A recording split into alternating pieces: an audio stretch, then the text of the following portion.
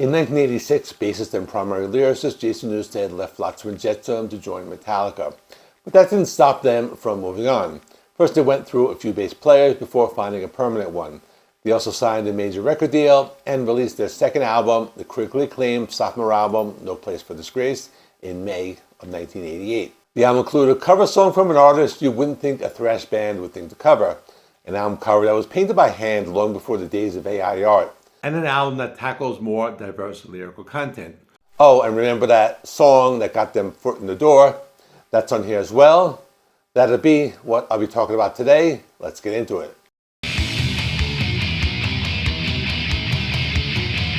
Halloween of 1986, man, I played my last show with Flotsam and Jetsam. I load my bass cabinet into my Ford truck, right?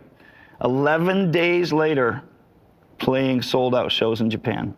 Here's something that you might not know. After Jason Newstead left the band, Flotsam and Jetsam cycled through 3 different bass players to manage live commitments. Immediately following Jason Newsted's sudden departure for Metallica, Phil Ryan from another Valley legend, Sacred Reich, filled in after Newstead left. He only served as a temporary live replacement for immediate show commitments and never intended to join permanently, as he was focused on his own band, Sacred Reich. Afterwards, Michael Spencer was recruited from the band Sentinel Beast and became the first official permanent replacement.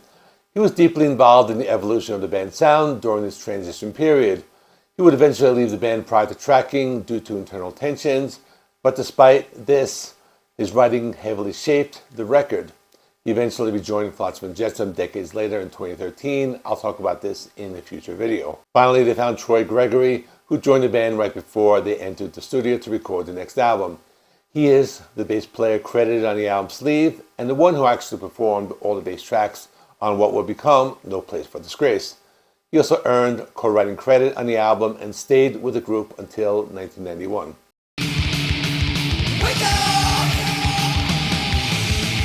This part of the story is interesting because it showed that the departure of Newstead was a blessing in disguise, which was almost the name of the new album, but I'll get to that in a minute.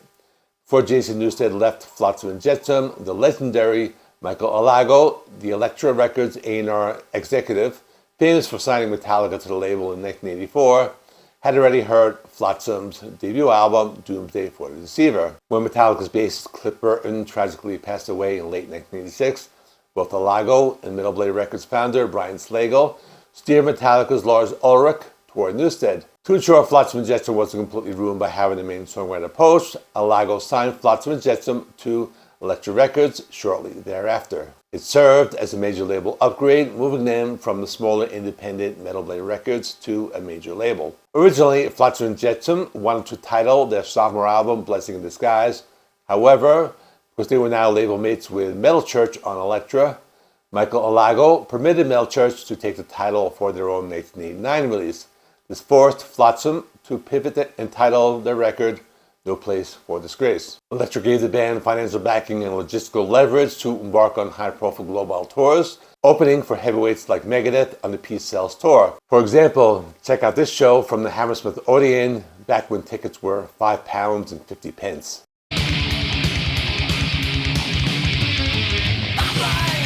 The recording process for No Place for Disgrace was a high-pressure major label operation funded by Elektra Records and shaped by heavy industry expectations. The band partnered with Bill Metoyer to handle the core production and engineering. Because Metoyer had also engineered their debut album, Doomsday for the Deceiver, his presence made the recording environment comfortable. He knew exactly how to push and provoke the band members to capture their best performances. Elektra brought in legendary producer and mixing icon Michael Wagner to mix the album at Enterprise Studios in Burbank, Los Angeles. Wagner's star power added immense value to the final product, but also brought a corporate intensity to the project. Unlike bands that write in the studio, Flotsam and Jetsam had almost all their material completely written and arranged before tracking began, leaving room for only minor adjustments. Vocalist Eric Ake utilized an aggressive Superman approach in the studio, cutting most of his legendary skyscraper high vocal tracks in just one single take.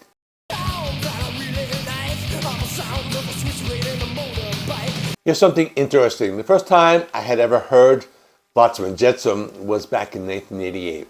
I was 17 years old and watching Headbangers Ball on MTV. I hear a familiar song. It was a cover of Elton John's Saturday's Alright for Fighting. I remember thinking it was strange for a metal band to be playing an Elton John song, as I remember my older brother had a few Elton John albums when I was much younger, like 9 years old. But anyway, it was an interesting choice, and they made it work. It went on to become one of the most recognizable tracks on No Place for Disgrace. Elektra Records recognized the cover's immense crossover potential and selected it as a major promotional focal point. The track was released as a promotional single just ahead of the full album's arrival, packaged alongside live tracks to showcase the new lineup's energy. Initially, purists were surprised to see a fast-rising Arizona speed metal outfit cover a pop rock icon like Elton John. However, the experiment was a critical and commercial triumph. It remained a staple of their identity, and the band went out of their way to ensure it was completely re-recorded for the No Place for Disgrace 2014 anniversary edition.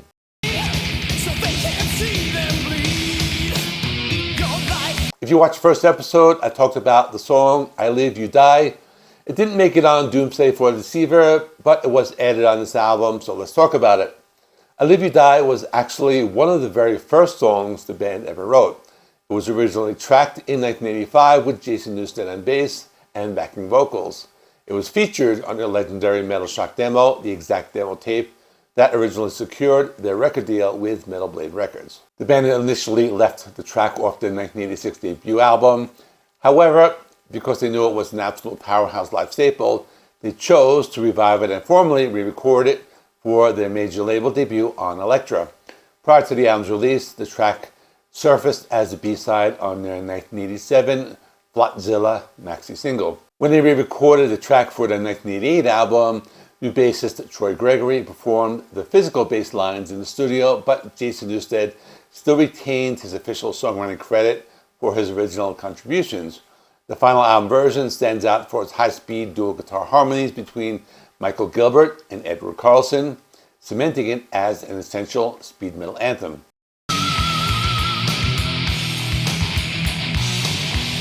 We can all agree that the album cover is pretty cool, so let's talk about it. The artwork is directly inspired by the title track, No Place for Disgrace, which details the history, code, and military legacy of the Japanese samurai.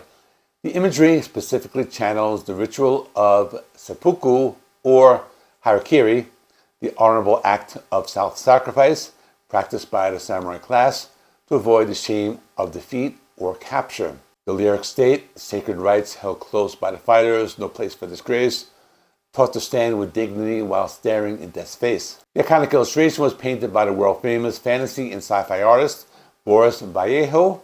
Moving to Elektra Records granted the band a substantial budget. This financial backing allowed them to commission top-tier industry talent like Vallejo, who was famous for his muscular, hyper-realistic canvas oil paintings of gods, barbarians, and monsters. Vallejo created the piece using his signature oil-on-board technique, meticulously rendered the anatomical precision of the warrior.